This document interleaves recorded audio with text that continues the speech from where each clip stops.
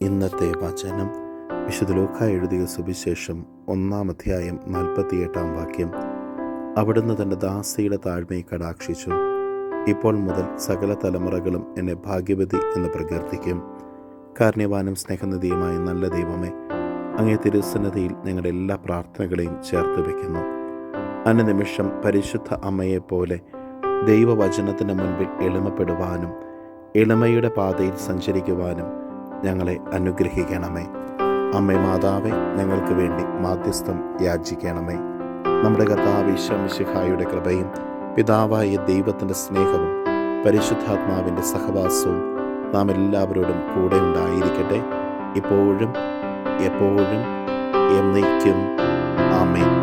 ഇന്നത്തെ നിയോഗം, എളിമ എന്ന പുണ്യത്തിൽ ആഴപ്പെടുവാനുള്ള കൃപയ്ക്ക് വേണ്ടി പ്രാർത്ഥിക്കാം.